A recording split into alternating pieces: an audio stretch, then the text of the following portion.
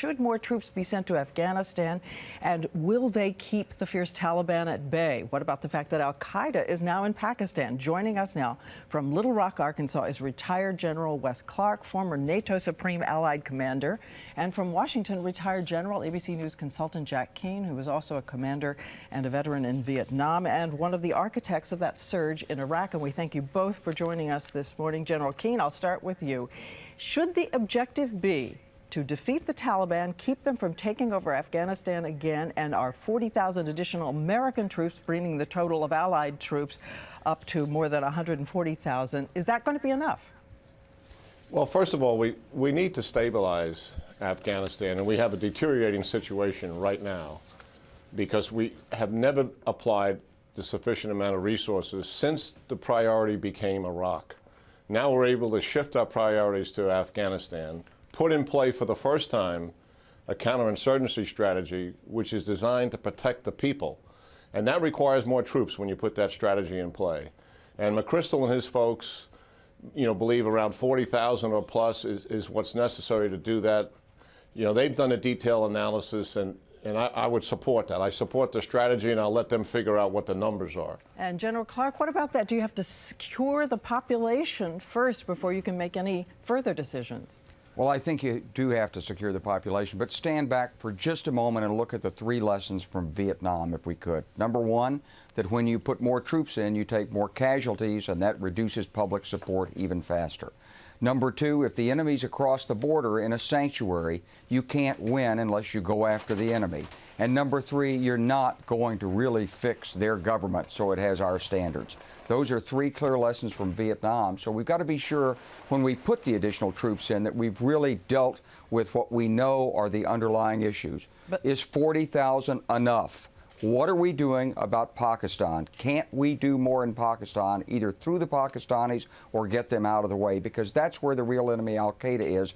And please, let's don't have a strategy which assumes that somehow we're going to succeed in putting American law, standards, and ethics in place in Pakistan as a condition for success, because it's unlikely. But General Clark, let me just clear up with you. I mean, given the lessons of Vietnam, are you saying that the U.S. can't afford to do whatever it takes to keep the Taliban from taking over Afghanistan again? I'm saying we better be sure we're doing whatever it takes, and it's really about al-Qaeda, not Afghanistan.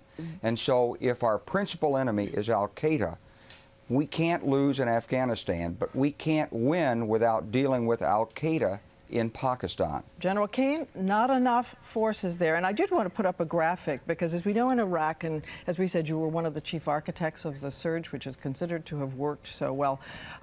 We had one coalition soldier for every 125 Iraqis. In Afghanistan, a country that is a third again as big as Iraq, we would have one coalition soldier for every 210 Afghans. Is that enough?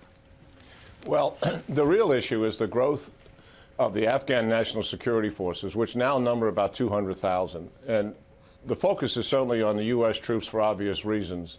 But the real issue will also be doubling the size of the Afghan National Security Forces from 200,000 to 400,000. But doesn't that take years?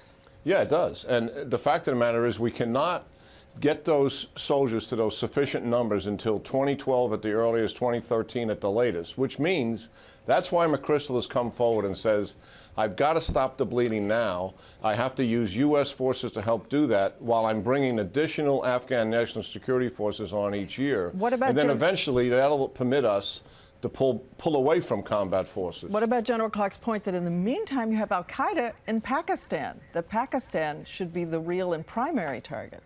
Well, certainly Pakistan is a country of far more strategic consequence than Afghanistan, but in my judgment, the two countries are inextricably linked with each other. Taliban running wild, certainly in Afghanistan. Taliban trying to depose a weak, ineffectual government in Pakistan. Those two issues are related, and the al-Qaeda aiding and abetting, which to them now is the center of gravity, which is Pakistan. But you cannot lose in Afghanistan and hope to win in Pakistan. That will not work. And General Clark, a final thought from you? Well, I agree with what Jack said. You cannot lose in Afghanistan, but You only have this opportunity to get it right. And we've got to make sure we've got all of the military we need, the non-military we need, and we've done the diplomatic pushing and the work inside Pakistan to get this right. We have to go after al-Qaeda. That's the enemy, and Afghanistan is a necessary but not sufficient condition.